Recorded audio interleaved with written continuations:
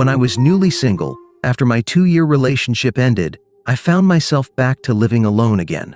I was also back to swiping on Tinder and all those dating apps. I had been single for a few months already and met a few people during that time. One of those people was a girl I matched with on Tinder named Tracy.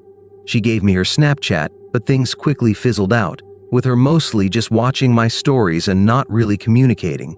That kind of thing used to happen all the time when I was in college, but now, being in my late 22nd, it felt different. Using Tinder at this age served as a constant reminder of how immature online dating can be.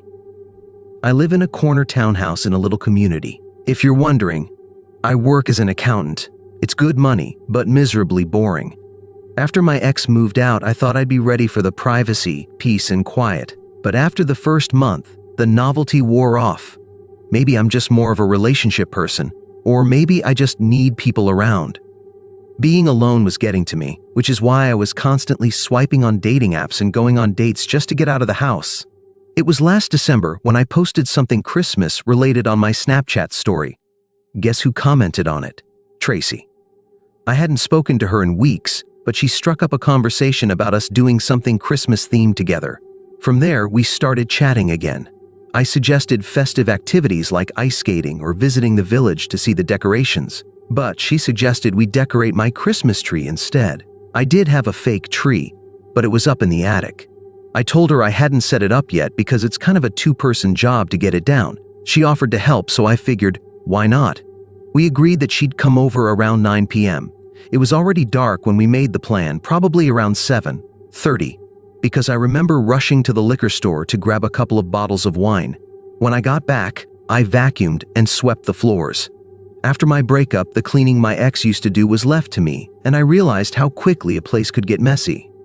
By 9 p.m., I was sitting on the couch, pretending to be casually watching TV.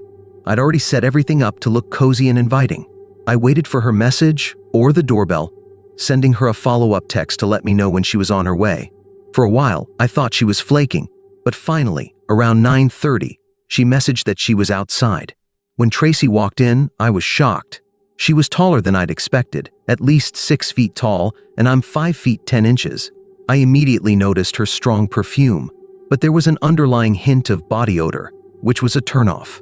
She sat very close to me on the couch, our legs touching. It threw me off.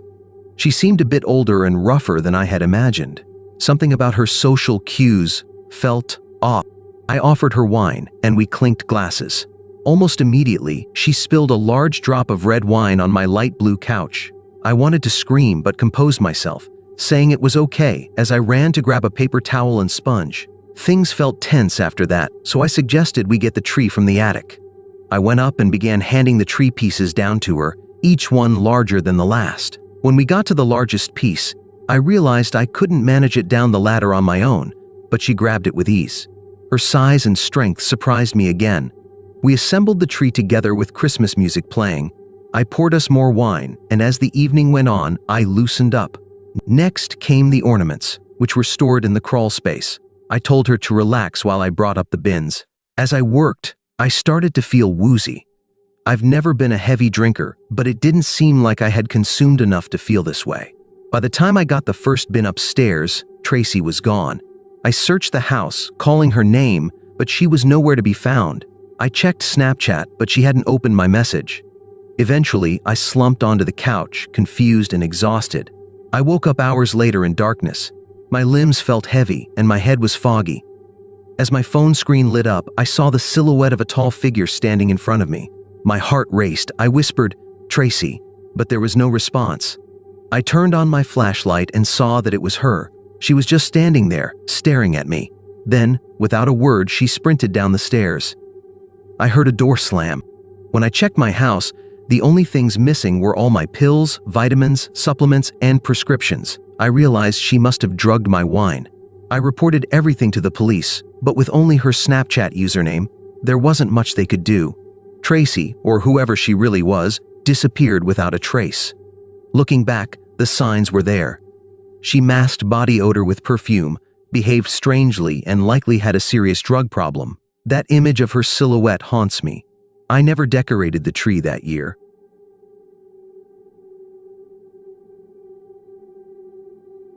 This happened on Christmas Eve back in 1997, when I was 7 years old. Since we're Jewish, we don't celebrate Christmas, so Christmas Eve was just like any other night for us. Our dad, who is a doctor, always worked on call at the hospital during the Christmas holidays, leaving my little sister and me alone for the evening. Technically, our mom was home, but to be blunt, she was an alcoholic back then. As a 7-year-old, I didn't understand what alcoholism was. All I knew was that once it got dark, my mom would always pass out, and it was nearly impossible to wake her up. Sorry if that sounds harsh, but it's relevant to this story. That night, my sister and I were downstairs watching TV when we heard a knock at the door. Being the oldest, I went to see who it was. Our door had glass panes, making it easy to see outside. Standing there was a man dressed in a Santa suit, holding a bag. He smiled and waved, gesturing for me to come to the door. I approached but didn't open it, feeling it was odd that someone dressed like Santa would come to our house, of all places. He said, "Hey kid, it's me, Santa. Let me in and I'll give you your presents." I remember bluntly telling him that Santa isn't real, and even if he was, he wouldn't give presents to Jewish kids. He tried to convince me otherwise, saying, "Of course I'm real. In the past I only visited Christian homes, but this year I changed the rules so Jewish kids can get presents too." I wasn't buying it and even got annoyed, arguing that Jews already get presents during Hanukkah, not Christmas. The man's smile disappeared, replaced by a stern, unsettling expression. He demanded I open the door. That's when I told my sister to call. The man seemed to realize what I'd done and ran off. Unfortunately, when we called the police, the operator didn't take us seriously. Looking back, I think she thought we were just excited kids claiming Santa Claus was at our house.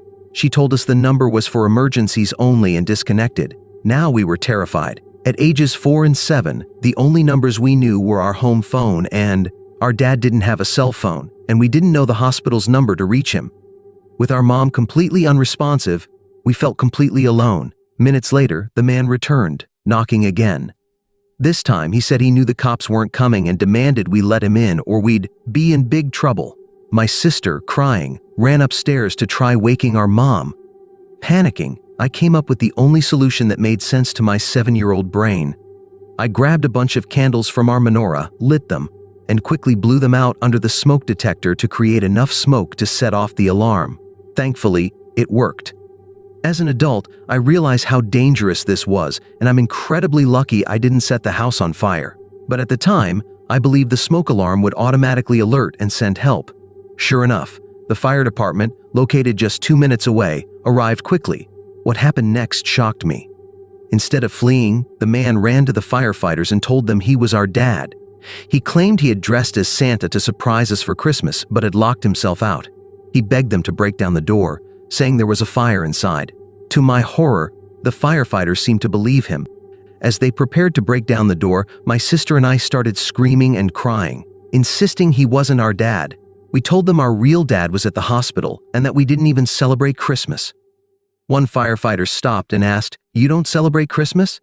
I showed him my kippah and our menorah, explaining everything through sobs. I even confessed to setting off the smoke alarm to get help because no one believed us. Thankfully, the firefighter listened.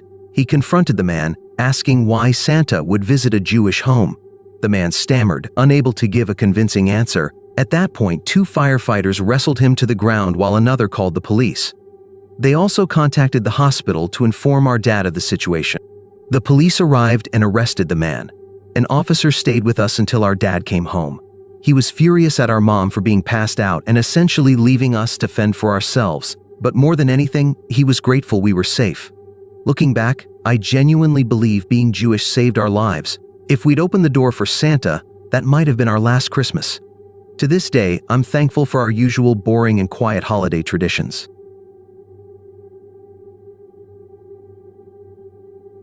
It was December 2022, and my girlfriend Charlotte and I were on our way to the Pocono Mountains for a cozy holiday getaway.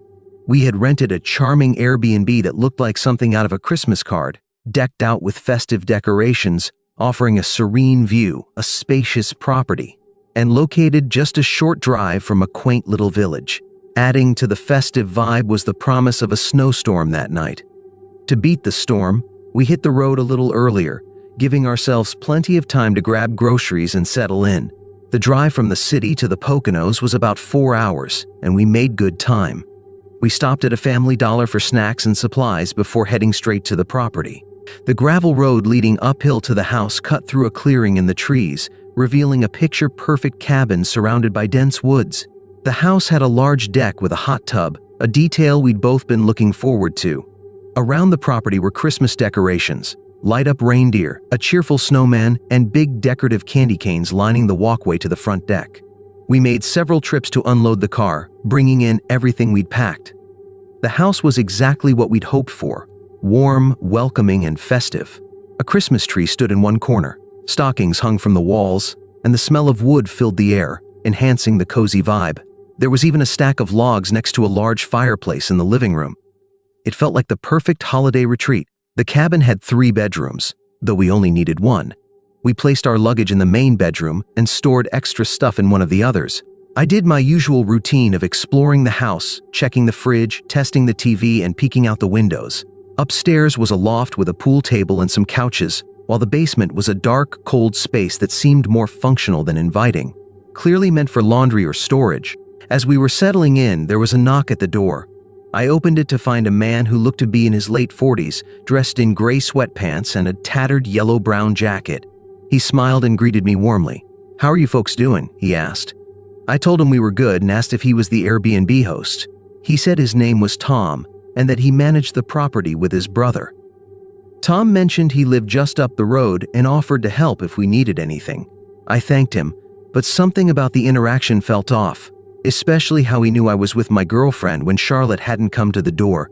By the time it was pitch black outside, snow was falling heavily. We cranked up the heat and prepared a simple dinner of chicken thighs, broccoli, potatoes, and cornbread. We ate on the couch, the glow of the Christmas tree adding to the ambiance as we watched the Polar Express, a holiday favorite. After the movie, we decided to try out the hot tub. We turned on all the outdoor Christmas lights and decorations before stepping into the bubbling water, enjoying the snowfall around us. It was pure bliss, until the bubbles stopped and the hot tub went silent. Then we heard it, footsteps crunching in the snow, moving somewhere on the property. Charlotte and I froze, exchanging nervous glances. I whispered, asking if I should call out, but she shook her head. The footsteps faded, leaving an eerie silence behind. I told her it was probably a deer, though deep down I wasn't so sure. Later, while taking a shower, we discovered another issue. The hot water ran out after just 2 minutes, turning ice cold. We screamed and jumped out, shivering. I messaged Mike, the Airbnb host, who replied about 30 minutes later, apologizing and promising to send someone to check the water heater the next day. We went to bed after our half-hearted shower, but around 3 a.m., we were jolted awake by aggressive banging on the front door. Charlotte shook me, terrified. I wanted to check who it was, but she begged me to stay in bed and keep quiet. The banging came 3 more times, loud and angry, before stopping. We whispered anxiously, unsure what to do. I locked the bedroom door for added security, and after what felt like an eternity, we finally drifted back to. The next morning, I messaged Mike again about the knocking. He seemed confused and told us to call the authorities if it happened again. As I went outside to clear snow off the Jeep, I noticed fresh footprints circling the house. This didn't add up. The snowstorm should have covered any tracks from the night before. As I was inspecting the footprints, Tom appeared, walking toward me. I mentioned the water heater and the knocks, even showing him the footprints. He brushed it off, saying, "There are strange folks around here sometimes, but they're harmless." He claimed he was there to check the water heater and went inside, heading straight to the basement. Feeling uneasy, I messaged Mike to let him know Tom was working on the water heater. Mike's reply sent chills down my spine. "Who's Tom? The plumber's not scheduled until later." I asked if Mike had a brother named Tom, and he said no. My heart raced. I ran to Charlotte, urging her to pack quickly. We grabbed everything in one trip and loaded the Jeep. As we started the engine, I saw Tom in the rearview mirror, sprinting toward us.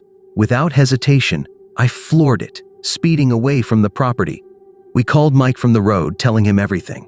He promised to involve the police. Later, he updated us, saying the police found no one at the house, but he had no idea who Tom could have been. To this day, the thought of that man watching us the entire time, from our arrival to the hot tub, haunts me. We were lucky to leave when we did. When this happened, I was 27 and the proud single mother of my 5-year-old son, Mark. We live in a cozy home passed down to me from my grandparents, tucked away in the quiet side of town where most of the neighbors are elderly. Life there feels safe and steady, and it's been a wonderful place to raise Mark. Today, we still call it home. It was Christmas time, a season full of joy, but also the stress of planning and shopping as a single mom. I had taken Mark to the mall to finish my Christmas shopping. We wandered through various stores, checking off my list: clothes for my family, tools for my dad from the hardware store. Afterward, I treated Mark to McDonald's, his favorite, burgers and ice cream. As we were leaving through the south exit of the mall, we encountered a mall Santa. He stood outside, waving to shoppers and spreading holiday cheer. He immediately crouched to Mark's level, asking him in a warm voice what he wanted for Christmas. Mark tugged my hand, pulling me closer, and I allowed it. The Santa seemed friendly enough, and Mark excitedly told him he wanted a Nintendo Switch, a gift I'd already planned to surprise him with. The Santa chuckled, glanced up at me, and said, "If you're good, maybe you'll get it." Then he winked. I smiled politely. He stood and began complimenting me, saying, "Mark, your mom's a looker, you know that?" Mark giggled, not understanding what the Santa meant. I laughed it off awkwardly, hoping to move on. We chatted briefly about the chaos of the holidays. In hindsight, I regret sharing too much, like mentioning how tough it is being a single mom during Christmas. I made a lighthearted joke about needing Santa's help, to which he replied with what felt like an innocent quip, "Mark, have you ever heard the song 'I Saw Mommy Kissing Santa Claus'?" Mark nodded, amused. The Santa then leaned toward me, turning his cheek for a kiss. I thought it was harmless and leaned in for a quick peck on his faux beard, but at the last second, he turned his head, trying to pull one of those old tricks to kiss me on the lips. I recoiled just in time, but his move was aggressive and unsettling. The Santa laughed, more like a creepy chuckle than anything jolly. My stomach twisted. I grabbed Mark's hand and said, "Come on, Mark, let's go." As we walked away, I heard him yell, "Merry Christmas!" Driving past the mall's back exit, I noticed he was no longer at his post, a small detail I didn't think much of then but would later wish I had. Once home, we unloaded our shopping bags and settled in. I locked the door and joined Mark in the living room to watch a Christmas movie. It felt like the perfect way to end the day, but that peace was shattered when the doorbell rang. It was late, too late for a casual visit or a solicitor. I told Mark to keep watching as I went to the door. "Who is it?" I called through the door. "It's Santa," came the reply. My heart sank. I snapped back, "If you're the mall Santa, please leave, or I'm calling the cops." He answered, "You dropped something out of your bag, miss. I just wanted to return it." My voice wavered. "What did I drop?" "I don't know," he said. "I'm not nosy. Just open the door and I'll hand it to you." At that moment, I knew something was wrong. I repeated firmly that he needed to leave. Then I called the mall's management office, explaining the situation. What they told me left me cold. They didn't officially hire mall Santas. Whoever was wearing the costume wasn't authorized to be there. I went back to Mark, trying to stay calm, but my mind was racing. My gut twisted with unease. I made an excuse to slip into the kitchen. Raising the blinds, I tried to peer outside, but the darkness swallowed everything. Then I heard him. "Ho, ho, ho!" The sound came from somewhere outside the house. My chest tightened. He was out there, watching. I had no choice but to call the police. While waiting, I kept Mark occupied, shielding him from my growing panic. When the officers arrived, they took a report, but their presence only eased my fear temporarily. A few nights later, the doorbell rang again, even later than before. Mark was already asleep. I turned off the TV and went upstairs, locking myself in my room connected to Mark's. The bell didn't ring again that night, but I didn't dare go back downstairs. The next morning, I found a note taped to my front door. It was typed, and its content made my skin crawl. "I'll just be blunt, you know who this is. I didn't mean to scare you the other night. After pretending to be Santa for 6 hours, seeing a pretty lady like you made my hormones go crazy. You and your son are the cutest things ever, and I'd love to be part of your family someday. You can't pretend you didn't feel the connection we had. I know where you live now. Just give me your number so we can plan something. If this seems creepy, I'm sorry. I go after what I want. Happy holidays if we don't talk soon. It was signed Ted and included a phone number. I immediately called the police again. They assured me they could use the number to track him down. A few days later, a detective called, telling me that Ted wouldn't be bothering me again. Thankfully, that was true. I never saw or heard from him again, but the thought of how close he got to my family still makes my stomach churn. I'm just grateful nothing worse happened, and that I trusted my instincts.